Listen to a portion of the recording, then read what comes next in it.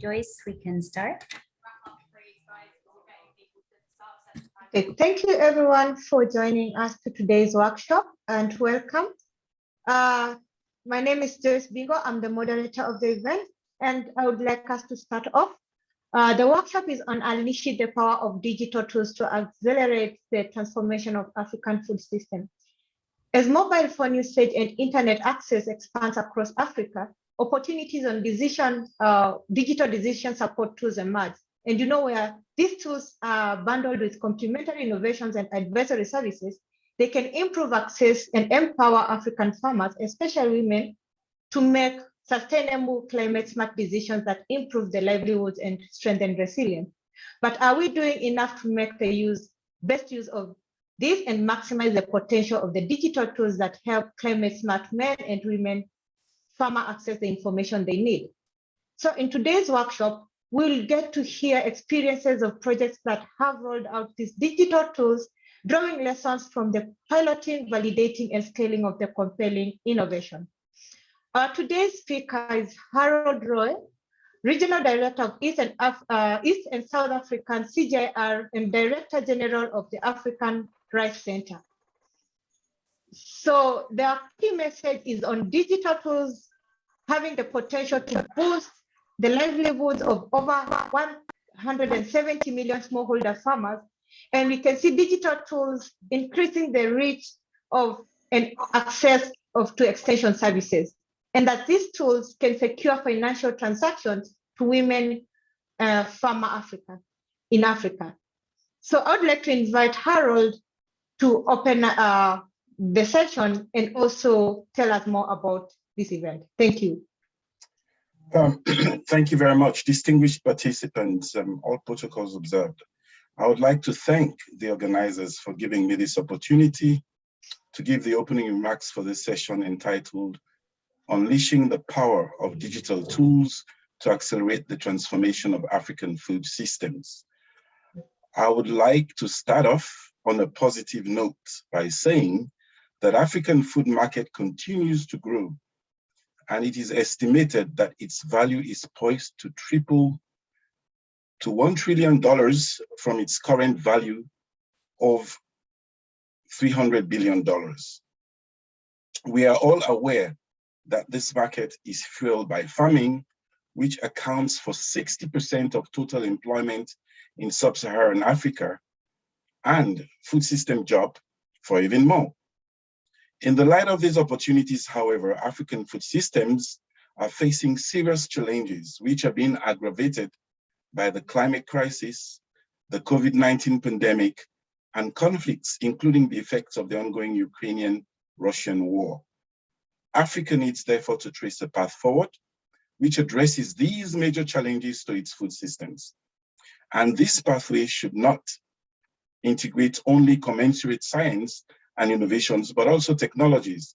In effect, the stakeholders of Africa's food systems, and more especially the farmers, must be equipped with appropriate technologies to build a food and nutrition secure future in Africa. Digital technology has been shown to increase the efficiency of players across the value chain and is therefore considered as being one of the main and efficient drivers for accelerating the transformation of African food systems in such an emerging market. This manifests itself in the following ways: facilitating farmers access to capital and resources. For example, using mobile phones, farmers rent tractors and other mechanized tools, which require significant capital for an average farmer to buy. Facilitating the integration of smaller players in the value chain, thus creating economies of scale. For example, the existence of e-commerce platforms facilitates small producers reaching customers and more lucrative markets. Facilitating the management of natural resources. For example, the use of precision digital tools is making available information on land, soils, water, and other resources that is allowing farmers to apply inputs such as fertilizers and waters in a more precise and profitable manner to boost sustainable food production. I would like to mention some examples that have been developed by Africa Rice, the center that I manage, including the Rice Advice for Direct Management of Fertilizer Application by farmers, and the Smart Valleys e-learning tool for mapping inland valleys for rice production and improving water use efficiency. Furthermore, the establishment of startups around digital technology and the agricultural space involving the private sector is contributing to further accelerating the transformation of African food systems. I think the World Bank is currently investing hugely in this space. I would like to end my remarks by mentioning the important role that policymakers and governments can play in the process of accelerating the transformation of African food systems. And this is by creating an enabling environment for stakeholders of value chain, which will allow them to learn more about and increase the accessibility and affordability to digital tools that can improve the performance of value chains and markets. I know that several presentations in this session will provide more details and enhance understanding on the subject. I do wish all of us fruitful deliberations. Thank you. Thank you, Harold, for that insightful information. We're going to get to learn more lessons on implementation and what can be shared across institutions, countries, and a broader set of sometimes unusual partners to maximize impact. And now I'd like to introduce our panelists for today. We have Robert, Western Africa Regional Leader in Accra. We have Ahmed Edrias, Founder and Managing Director, Leisure Green Agro Solutions. We have Eliud Dosoyovo, Climate Change Specialist in Africa Rice, Accra, Mali Lead and recipient of the Norman E. Boglard Award for the Field Research and Application. And we have our fourth one, Said, Associate Economic Affairs Officer, United Nations Economic Commission for Africa. Now I'll invite our first panelist, Robert, who will take us through the West Africa experience while describing the impact of CGIAR digital tools in Africa. Welcome, Robert. Thank you very much, Joyce. As said by my predecessor, Harold, digital agriculture is definitely a very important agenda nowadays in view of the global environment. And you will agree with me that the CGIAR is focusing on agricultural research for development. And we can see that this is really changing due to the rapid evolution of and diffusion of digital technologies worldwide. So the digital revolution is really central to how CGIAR operates, conduct research, delivers results in line with its, especially in line with its 2030 research and innovation strategy, because the digital revolution is creating opportunities to use the best emerging tools available for research, such as, for instance, the big data analytics. And you know that the CGIAR has created the big data platform, but we also use artificial intelligence. And this is to support digitally empowered end users in the co-design, access, and use of digital agri-food innovation. So basically in Africa, CGIAR has a clear role in shaping the future of digital agriculture. And this consists in about establishing responsible open data sharing and exchanges that are findable, accessible, interoperable, and reusable. This is really crucial in view of the huge database that the CGIAR is creating.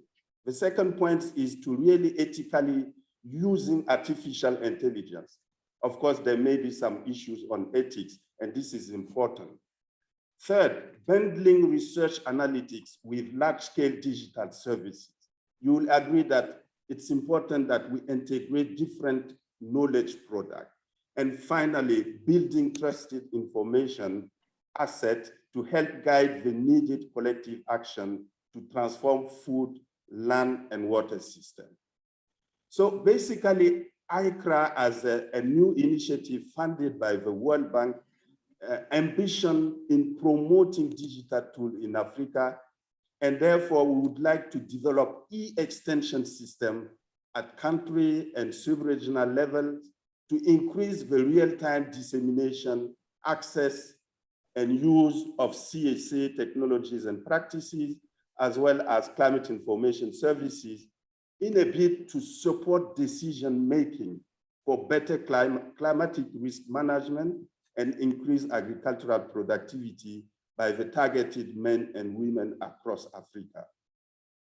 Fortunately, it happens that the CCAF program has initiated some public-private partnership for digital-led knowledge dissemination, and ICRA will use some of these existing lessons learned to move this agenda.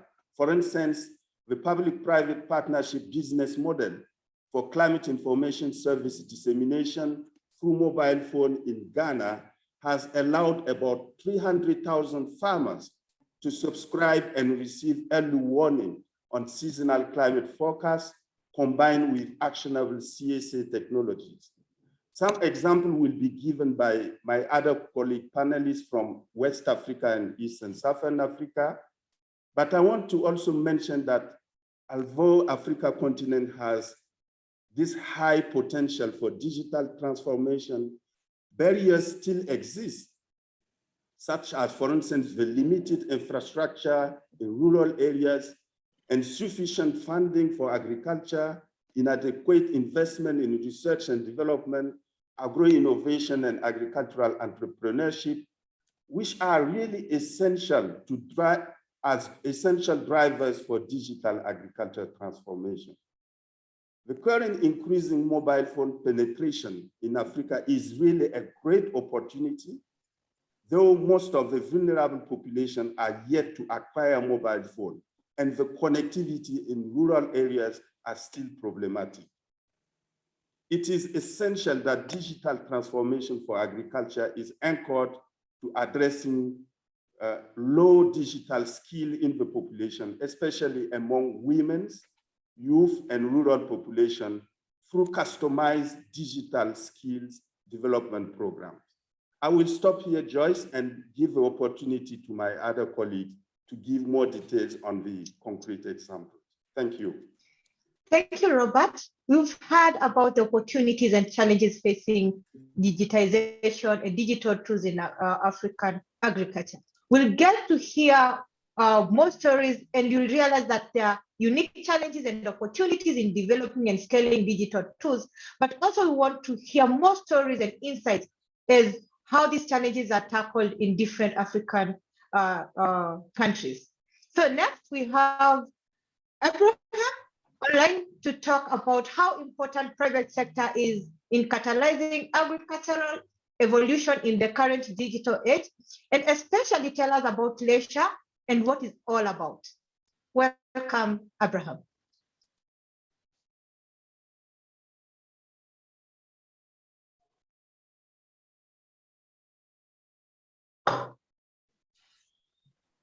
Abraham, you're muted.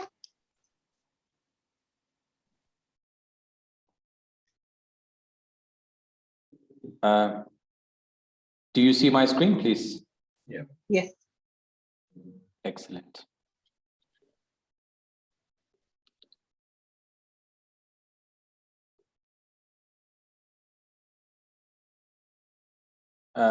So I'm struggling here a bit. If you see, I don't know if you see my full screen.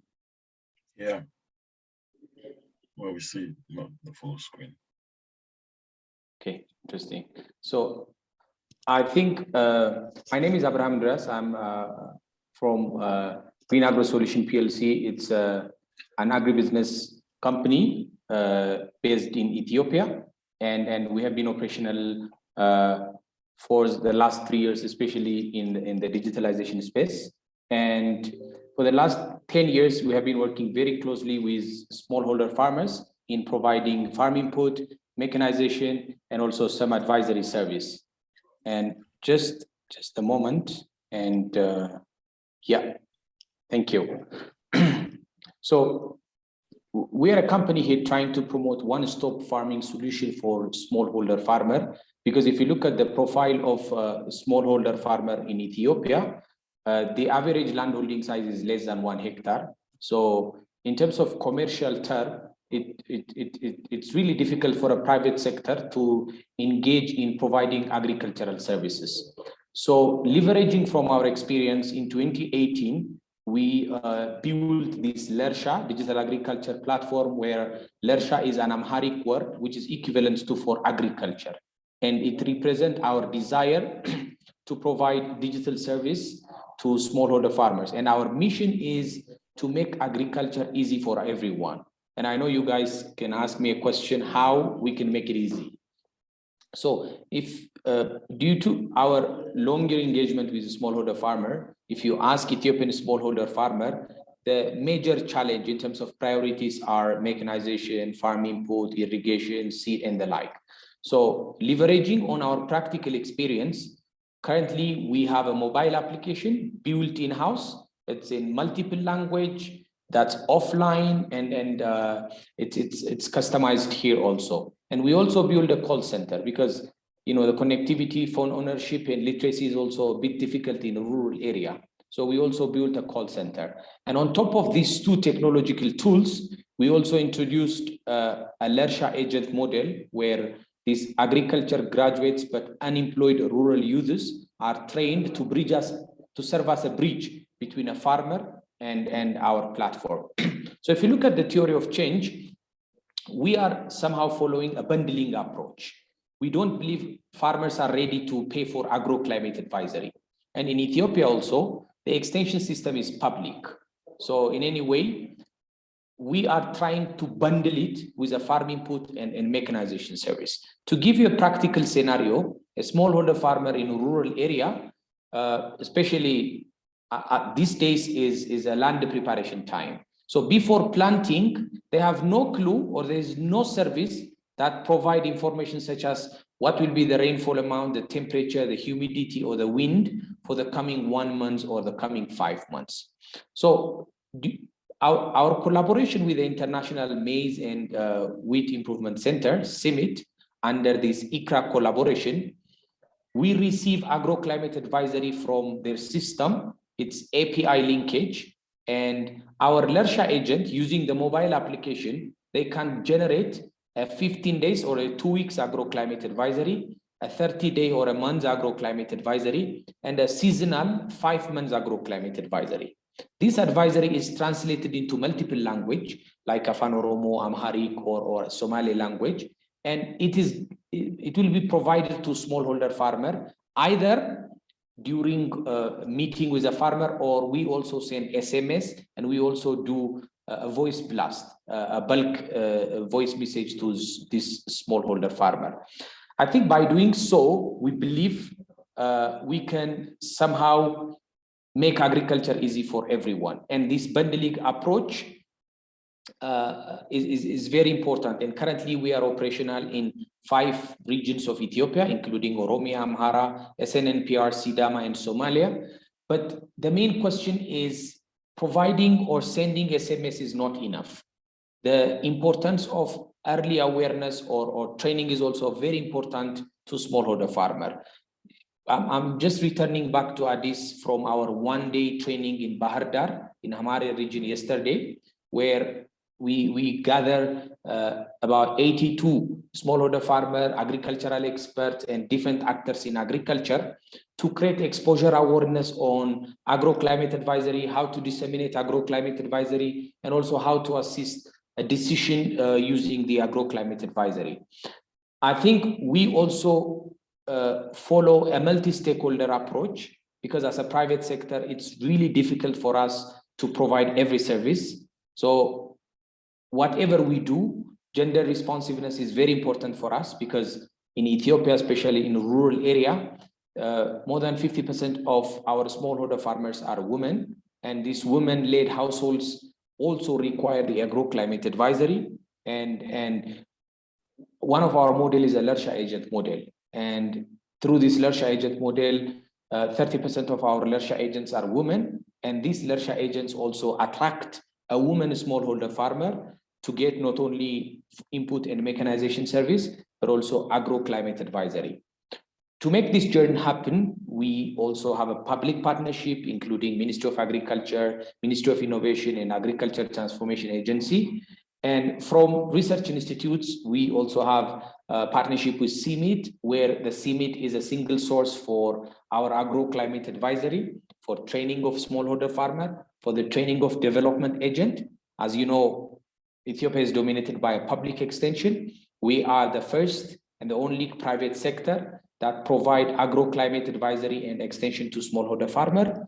And under the umbrella of ICRA, we are training 3,000 development agents who are on the payroll of the government. And we mapped the 3,000 development agents with 60,000 smallholder farmer. And currently, we are providing continuous and regulated agro-climate advisory in partnership with Ministry of Agriculture. So I believe with such a continuous commitment from private sector in collaboration with partnerships such as ICRA, CMIT, and others, I believe we will manage our journey of making agriculture easy for everyone. Thank you, Joyce. If there is any question, I'll take questions later. Thank you so much, Abraham, for the insights on Ethiopia's experience in disseminating digital tools. It really resonates with currently what I do, and I see, like you said, extension is mostly public goods and farmers are not ready to pay, and we want to see how we can bundle up that and also use these digital tools to ensure that extension services reaches to our farmers. So I'll move on to our third panelist, Elliot, the climate change specialist, to expound on the role of digital tools in disseminating knowledge about climate smart practices through extension services in the communities. Welcome, Elliot. Thanks a lot, Joyce. Hi, everyone. My name is Elliot Dosiovo. I'm climate change scientist for agriculture, and I work for Africa Rice Center. I lead the Accra Mali cluster that focuses on climate smart agricultural technologies and climate information services production, dissemination, and adoption in the rice-based systems in Mali.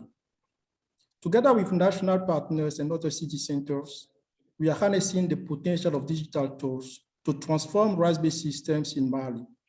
I would like to share with you the experience that we have with one of the digital tools that is called Rice Advice.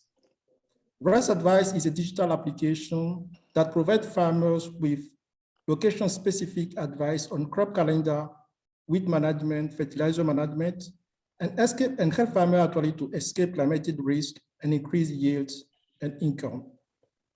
The recommendation from Rice Advice are actually generated from a discussion that we have with farmers about the location, about the rice growing environment, management practices. And Rice Advice actually links the information provided by farmers to the database on soil and climate that are already installed in the applications. To date, with the support of the ICRA Mali project, 17,000 farmers, including 5,000 women, benefited from personal-based collaboration with Rice Advice and were supported in the adoption of the recommended management practices. The farmers who benefited from this intervention increased their yield by 0.9 ton per hectare, their income by 300 to 320 US dollar per hectare, while actually the amount of input used, particularly chemical fertilizer, in most cases actually was reduced. I need actually to say that ICRA Mali aims to reach out 250,000 farmers, including 35% women in the use of climate smart agriculture and climate information services. So to achieve this result, we established partnership with the Syngenta Foundation for Sustainable Agriculture, a private sector that developed an inclusive business model using the Center for Mechanized Agriculture as entry point for scaling Rice Advice. In fact, Syngenta Foundation actually supports the CMA in access to loans, strengthen the capacity of the young service providers in the use of Rice Advice, and also facilitate the use of precision agriculture, sustainable cultivation practices. Syngenta Foundation also supports the vulnerable farmers in access to mobile phone. The lesson that we learn actually with the scaling of Rice Advice, particularly involving the private sector in Mali, is that digital tool actually can create real job opportunities for young men and for young women provides recommendations that are tailored to the biophysical and socioeconomic conditions of the farmers, and help them actually enhance the climatic risk, particularly drought and flooding, that are serious constraints in the rice production. So we are really working towards, we are really working with the Accra Mali project to reproduce these successful cases in other West African countries. We believe that this is a real solution to the limitation of limited extension agents and blanket recommendations that the rice-based system face in Mali, in particular, in the West African region in general. So thank you.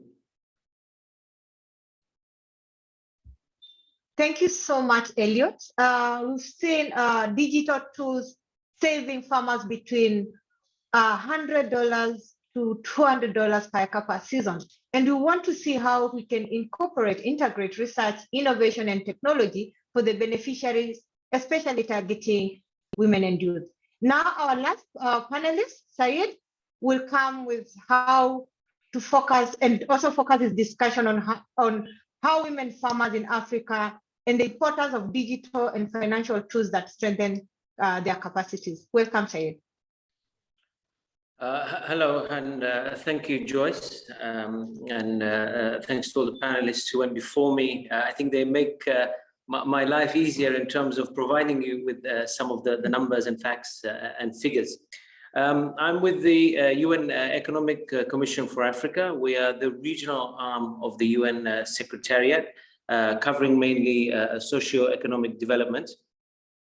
I have a presentation I'll put on the screen just to highlight the work that we're doing in this regard. Hopefully you can see my screen. And I'll just switch off my video to preserve the bandwidth. Okay, great.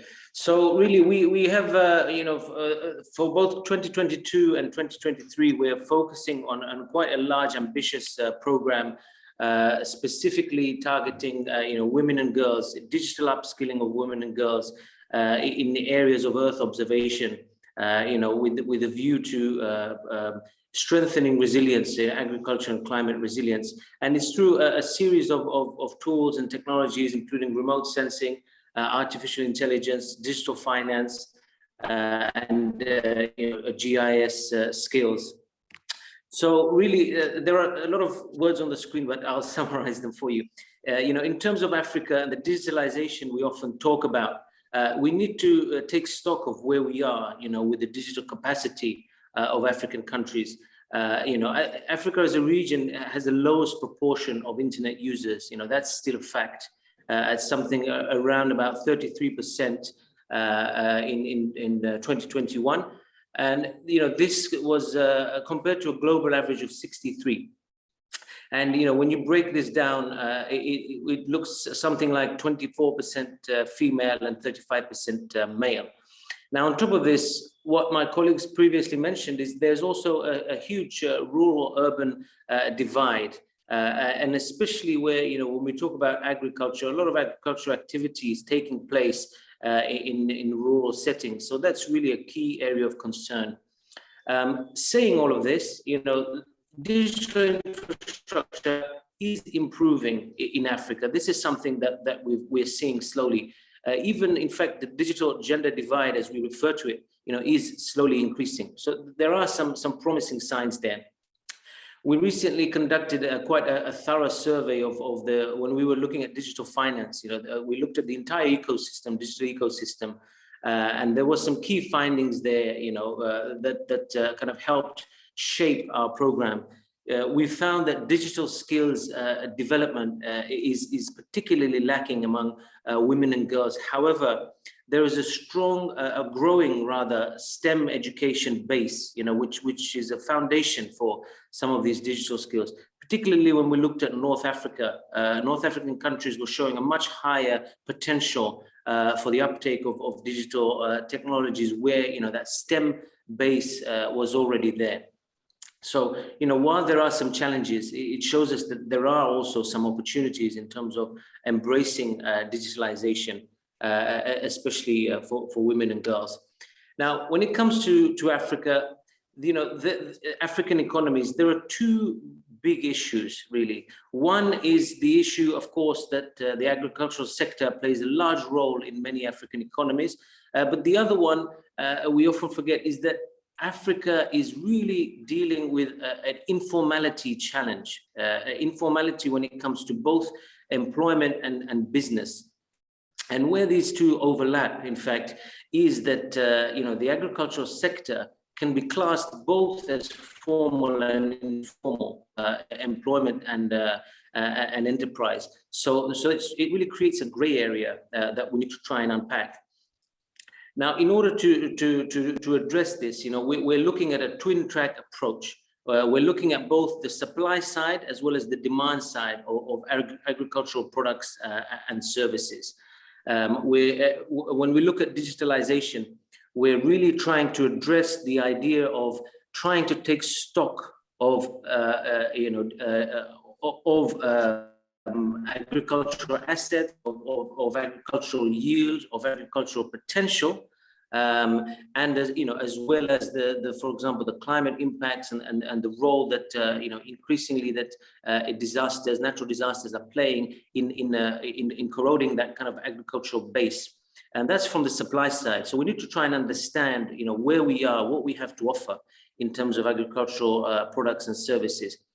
On the demand side, we're trying to look at, and it was mentioned, I think, earlier by Harold, this idea of trading platforms and e-commerce. We're looking at the kind of demand side. We're looking at the increasing use of digital finance. And this, again, refers back to both, as a solution for informality, because as we know, some of the African countries are increasingly using mobile money services. And this is one of the ways that actually, informality is being addressed in many of our countries. And, in addition to this, while we have, through these digital means, we have the opportunity to make, transactions and payments, etc. We're trying to take this a step further and saying, can these be these platforms, digital finance platforms, be extended, to look at trade, pricing, indices when we talk about the agricultural sector. So on the one hand, the supply of where we are in terms of, for example, crop yield, looking at production, and on the demand side, looking at transactions, looking at pricing, real-time commodities, and indexing. So this is the twin track approach we're trying to take. And when we talk about technologies, I mean, this opens up a huge opportunity for us to really utilize some of these high-tech, innovative solutions. It was already mentioned, the use of, for example, remote sensing. Yes, hello? Hello? Can you hear me? Yes, Syed, your time is up. Yeah. Thank you. Okay, yes, no, sorry, thank you. And this is just to give you an idea of the partnerships we have in place. Part of our reason for joining today is also to encourage other partnerships we have. So please do get in touch with me, with us on going forward, for our programs for 2022 and 2023. Thank you very much.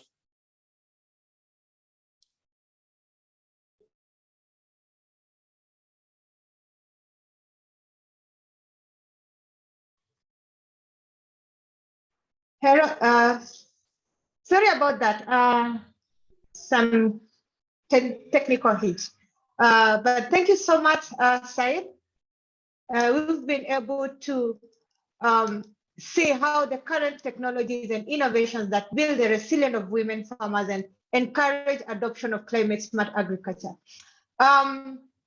It's something that I've also seen even in areas where I work, seeing how these digital technologies have been adopted by farmers. You can see there's opportunities, at the same time you can see the challenges. And if we get to hear these stories or people sharing stories of how they have been able to handle these challenges, or how they've been able to adopt these technologies, then it might help someone else also be able to go through that. Thank you so much. Now we'll go to the question and answer session. And our first question goes to Abraham. And the question goes that, is the private-public partnership a reliable, long-lasting channel to accelerate digital agriculture growth? Probably you can take 1 minute and be able to respond to that. Abraham? Grace, Joyce, I think you have to repeat the question because I captured part of it, especially the first part of the question, please. Okay, is private-public partnership a reliable, long-lasting solution or long-lasting channel to accelerate digital agriculture growth? Yes, absolutely. I mean, especially in a market like Ethiopia, where the private sector has a very limited role, the landing cost when you adopt such a new technology usually, takes time, and then the investment return is very low. And uniquely, pricing an agroclimate advisory is very difficult. So such a public-private partnerships gives you a leveraging point to train farmers, to train agricultural experts, and also to design a content. And these all benefits coming from a partnership gives you a long-lasting solution where even you can segment a market into youth, into women, and then also into smallholder farmers and commercial farmers. So from my perspective, I think one alternative way and a feasible way is to build a public partnership in a very transparent and a win-win approach.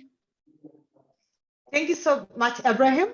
And thank you for the brief response. I would also request the other panelists to keep it brief because we have several questions coming on. So to you, Syed, are digital tools reaching all groups in society?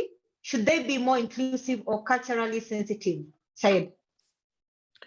Thanks, Joyce. Sorry, I didn't catch the first part of the question. If you could just repeat, please.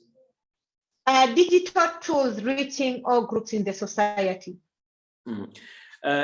So yes, no, I mean, as I referred to before, we talk about the gender digital divide, and this really highlights the inequalities among, technology users.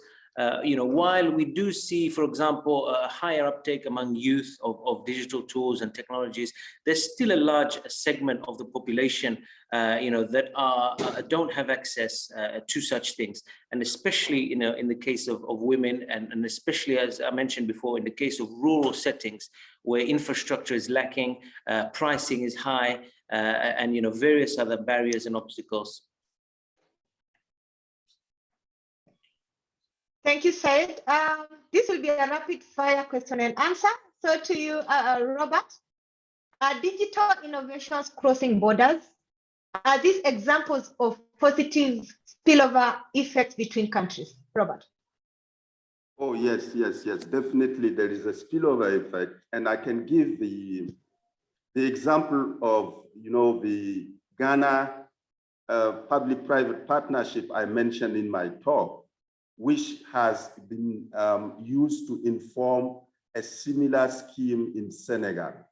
And I'm sure that, across the different ESOCO companies in East Africa and West Africa, this kind of pilot is informing different initiatives on that front. Yeah, so it's happening. Thanks. Thank you, Robert. To you, Elliot, tech giants like Elon Musk are clearly keen on new investment in technology. Should they be looking for opportunities in Africa? And if so, where should they look? Elliot. Okay, thanks a lot. Definitely, I very much encourage actually such companies to look at the opportunities in Africa, because as we know, Africa is a continent with the highest population growth. And then we have serious challenges like the limited access to extension agent by the farmers, but we have also opportunities, as mentioned by the previous speakers, that there is high penetration of mobile phone. So therefore, the challenges are there, but the opportunity that the digital tools actually present for addressing the challenges are also quite huge. But I think it's quite important from the experience in Mali that a real mechanism is first of all identified for using digital tools for scaling technologies. And again, I want to say that the success that we are having in Mali is because we have partnership with the private sector that develop an inclusive business model using actually the Center for Mechanized Agriculture. It's very important to identify clearly the entry points for scaling the technology using the digital tools and making sure that there is a business development behind, because there is need actually for the private sector to have return on investment, but also farmers actually to have access to the information and know that they have actually to pay for the information that they have. So I think I'm really open actually to further discuss this kind of opportunity and encourage such company actually to invest in agriculture, but to be sure that a very good business model has been identified, piloted before large investment is made. The opportunity in Africa is huge, definitely. Thank you. Yes, thank you, Elliot. We're really running out of time. So back to you, Abraham. With respect to digital identity and provenance, is Lesha exploring the use of blockchain to provide transparency, build trust, since a lot of their processes are heavily decentralized? Quickly, can you respond to that? Joyce, again, can you repeat the question? Is Lesha exploring the use of blockchain to provide transparency and build trust, since a lot of their processes are heavily decentralized? Yes, I think because of off-taker and processors are very disintegrated, we are building somehow similar with a blockchain technology, because we use a Lersha agent model where the Lersha agents aggregate not only demand, but also the output of small yield from a smallholder farmer. And for that, such a transparency approach of building a value chain focused blockchain, Lersha is also working with partners, including ICRA, not only providing agroclimate advisory, but also how to benefit smallholder farmer in a very sustainable and in a very win-win approach. Thank you so much, Robert, Abraham, Elliot, and Syed. Unfortunately, we wouldn't be able to respond to all your questions. Now, thank you for the wonderful interactive session. I have learned a lot, and I hope everybody else has. Now, I welcome our last speaker, Julian, for the closing remarks. Julian, to you. Thank you so much, Joyce. Good morning, good afternoon, good evening to everyone. Thank you for joining this very exciting session. I'm very passionate on this topic, and it's a pleasure to be here. I think we heard a very interesting lineup of speakers, starting with talking about for Robert highlighting the importance of the transformation of the food system, data, people, infrastructure, and then Abrahame talking about the private sector and linking all these different parts of the private sector together, and the importance of gender, and getting that to work with the public sector as well. And then we heard from Elliot on the importance of extension systems and really getting farmers the right kind of information so that they can make better decisions and have better management. And from Syed about really the large scale structural constraints, both on demand and supply side, with a focus on these large-scale information systems, as well as digital finance as a key area of investment. So it's really exciting for the World Bank to see what is happening in Africa today. And we totally see this sort of leapfrogging process take place. And we're just totally dynamized by this. And we think ICRA is going to be a superb example that we can replicate across the world. And we have a number of initiatives that will hopefully make this possible. And we look forward to bringing all of you along to teach other parts of the world how to do a better job in this space. What I would like to really highlight is sort of going back to what Harold was saying at the very beginning here. You know, it's not about the technology per se. The technology is a tool to get us somewhere, and it is a tool to get us to a transformed food system. It's a technology that can connect Africa's 200 million farmers with its 1.5 billion consumers to build a food system that is not a source of greenhouse gases. It is not a source of loss of biodiversity. It is not a source of unhealthy diets. It is not a source of environmental pollution, and on and on and on, but rather a sink for greenhouse gases. It is a source of healthy diets. It is a source of environmental values, and it is a source of resilience. And you know, we see this more than ever today with the war in Ukraine and the impact that it's had on our food system worldwide. You know, Ukraine actually supplies something like under 2% of the world's food, but it's more like 10% of the world's traded wheat. And you know, our system has become increasingly concentrated, and these technologies offer us a huge opportunity to deconcentrate that system. And that's what we really count on the public sector to do, to provide open data and open systems and the infrastructure so that the private sector can use these systems and compete, and we can build together a more resilient food system. And the World Bank is very much looking forward to working with all of you and helping you take your knowledge across the world going forward. So with that, thank you very much for this very inspiring session, and looking forward to hearing from all of you. Thank you. Thank you, Julian, for those closing remarks. I would like to thank all the speakers and all your audience for joining us today, and I hope you have learned, as I have learned, a lot. Have a nice day, have a nice morning, have a good evening, have a good night. Thank you.